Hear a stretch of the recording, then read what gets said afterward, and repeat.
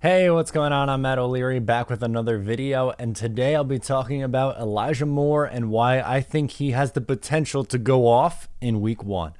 Before we get started today, I just wanted to mention you can follow me on social media at Matt O'Leary NY, and if you haven't already, please make sure to check out the Just Jets podcast. New episodes, they're dropping Wednesdays now. That way I could talk about upcoming opponents and stuff like that. So after week one is when they start dropping on Wednesdays, so make sure to readjust your calendar. Okay, so the Elijah Moore hype was very, very real throughout training camp. The beat reporters, fans at practices, and pretty much anyone with a social media account was able to see all the kinds of dynamic plays that Elijah Moore was making.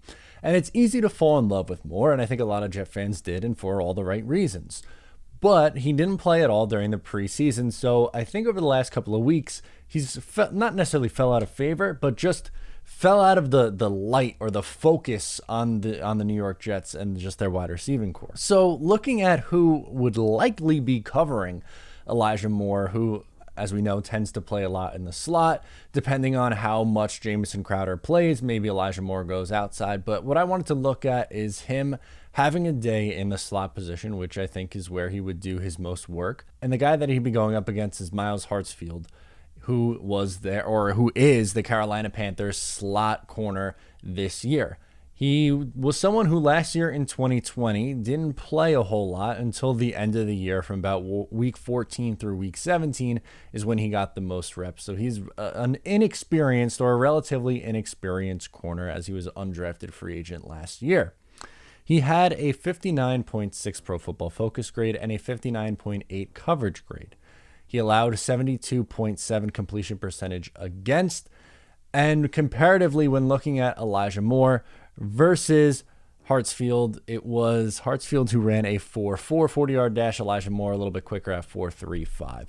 Not that a 4.4 is terrible for a corner, especially a slot corner. It's not, but the little bit of extra speed could make up a little bit of a difference. Now, if you watch the preseason or watch any tape from the preseason, you would realize that Zach Wilson has found a nice comfort level with Corey Davis, especially on third down. I think the two has found, kind of like a safety net, if you will, for Zach Wilson, which is fine. I love that. You definitely need to have a safety net as a quarterback. But I think a positive is if you look at it from the NFL perspective, teams have tape on Corey Davis. They know who he is. They're going to game plan against him. Where Elijah Moore, sure, they obviously know who he is, but they don't have any tape, NFL tape, that is, to go against it.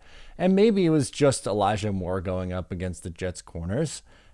I don't necessarily buy that. I don't look at the Panthers as having this elite secondary. I don't think the defense is tremendous. I know they just added J.C. Horn, but I would imagine that Horn's going to be lined up with Corey Davis, and Hartsfield is probably going to be the one who would get a lot of the coverage on Elijah Moore. And if I had to choose between the two, I'm taking Elijah Moore. So while the Panthers are worried about the old reliables and Corey Davis and Jamison Crowder, guys who are known around the league, why not have a little Elijah Moore?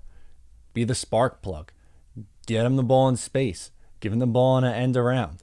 Maybe he gets over 100 all-purpose yards. A score, maybe 2 scores. Can we get nuts and say 2 scores?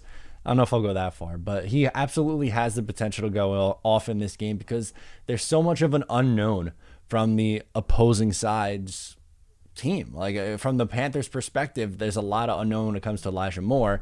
And at the same time, like, this guy's a matchup nightmare, especially for a team that wasn't really all that great defensively. And sure, they got an outside corner in the draft, but are you confident in their coverage in the slot or over the middle of the field? I'm not. So let me know what you guys think in the comments below. Do you think Elijah Moore goes off this week? I do, or on social media, you can let me know. Thank you so much for tuning in. Make sure to subscribe if you're new, and I will talk to you next time.